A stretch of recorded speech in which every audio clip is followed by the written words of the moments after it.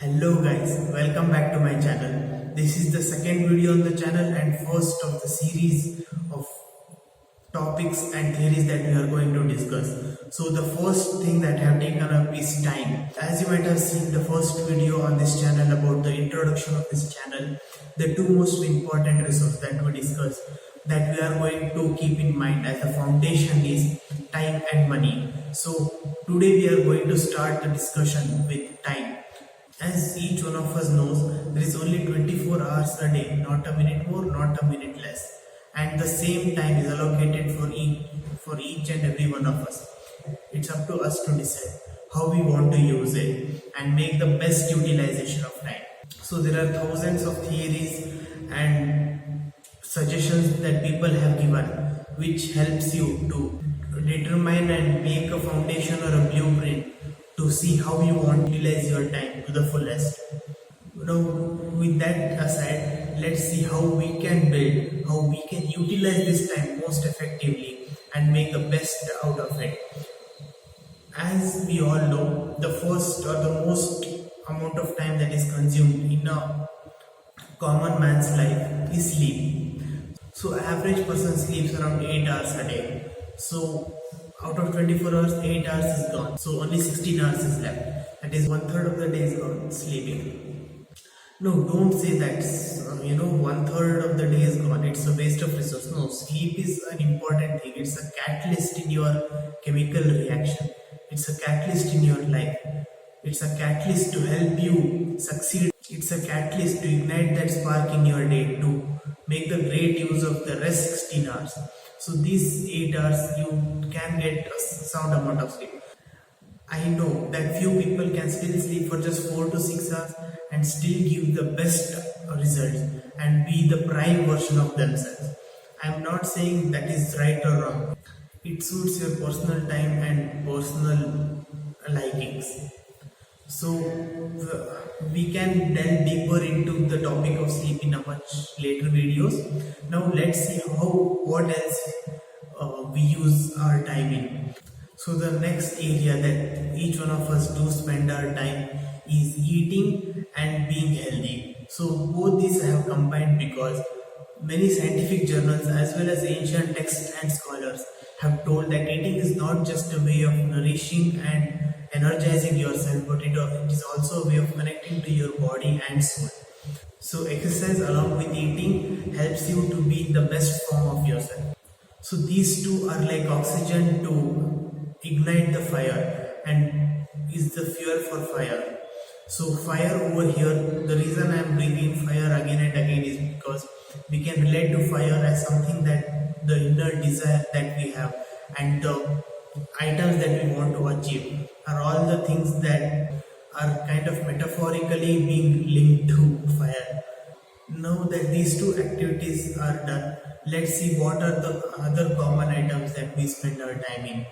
So next is self-grooming and hygiene. So these two are again kind of interlinked wherein it ranges all from getting freshened up, taking a bath. Along with that, there can be additional things like medical intervention, your skincare. So now we know that once these items are gone, we can roughly estimate around another 3 to 4 hours a day for both your food and nourishment and self-hygiene. Again, 3 to 4 hours is a ballpark figure. Some people can take quite less and some people can take quite more. You can decide that for yourself. So roughly around 12 hours of a day is gone. Now that 12 hours of day is gone, we are left with 12 hours. So most of us are involved in some or the other kind of work, that is be it in a professional fashion wherein we are working for an external party, or you are self-employed, or someone who is studying. So roughly we can say that on an average per day you spend somewhere between 8 to 9 hours a day trying to accomplish and meet these criteria. So again in the remainder 12 hours, these 8 hours is gone, and these 8 hours are something that is very critical and is something that will help you to catapult to the next level, be it your professional goals or personal goals that you have set. It could range anywhere from achieving that promotion, getting more money for yourself, being financially free. It does not mean retirement. Financially free is a different concept than retirement. And then trying to gain that recognition, gain that designation that you aspire for, and then trying to satisfy your inner self. You might have a desire to do something in, let's say, education field. So if you're in this education field, the 8 hours or maybe more or less that you spend is what you are driving or feeding your soul or satisfying your soul to achieve the dreams that you have. Similarly, it could also range from the various steps in Maslow's hierarchy. I just put a picture what it is and I'll explain it briefly. These are the steps or levels that he has told that each and every one of us as humans desire to have. So you might be someone might be at the basic level trying to get just food, shelter, and safety, and someone might be at the top level trying to achieve their desires and the goal that they have. So in this Maslow's hierarchy or even common sense, when you try to think, the first thing that you try or work for is having food on your plate and shelter and clothes. And after that is what you try to think of getting the next luxuries or trying to feed the soul and trying to gain respect. So these are the next levels and the next steps that each one of us takes. So these 8 hours can be critical, or rather the time that you use to make this. So again, coming back to the fire analogy, it could be the fuel, that is wood or gasoline, petrol. So now that around 20 hours of the day is gone, rest 4 hours are left. Again, these 4 hours, it's up to you to decide how you want to categorize and allocate between different things. So most of us live in this society, and there are many aspects that we try to connect with the society, be it through your friend, family, neighbors, or anyone else. And then along with that, you might have your personal hobbies, your me time. And then other than that, next items could be the next professional goal or the additional education that you're trying to get. So again, then another critical aspect which I have kept over here, which I'm going to talk about now, is a very controversial topic. Oh, it's not controversial. It's the way we are being taught and the way we presume when this word comes. That is education. You might be surprised, what? It's so simple, education. But no, if you think, most of us think education, when you say education, you think of a school and children sitting in that 4 room and studying your 4, 5, 6 subjects that are taught, and that's all. No, education is a much wider topic.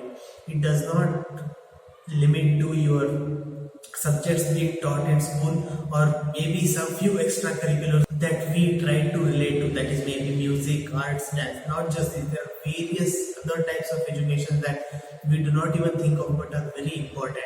So it could range anywhere from building a good relationship, how to speak publicly, and how do you take decisions. So decision making is another key. Decision making is a very important topic that no schools or colleges talk about. So decision making is one of the most important skill that no one teaches or talks about. Everyone just assumes people or the person will just learn through his life or through his journey. But true, some people learn, but some people don't. And decision making is not just about yes or no. It's about thinking about pros and cons and actually taking the decision. You might have heard this term called analysis paralysis. You, at least MBAs, those who have done MBAs or management consultants, and those who do not actually work on something might have heard about.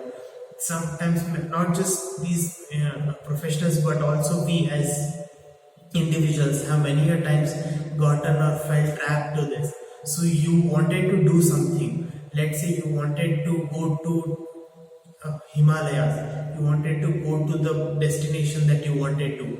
You just didn't take the action. You just ended up thinking of the pros, cons, thinking of the plan, but you never took action.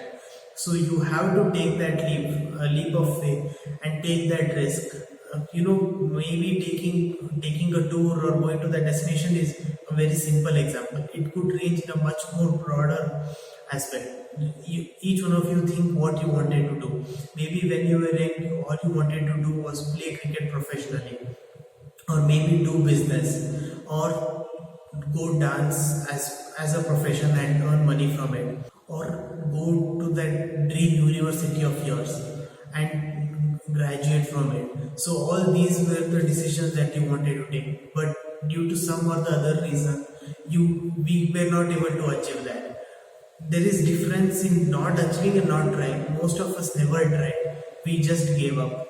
Just like this YouTube channel, that will be a 10,000 subscriber special that I will tell about.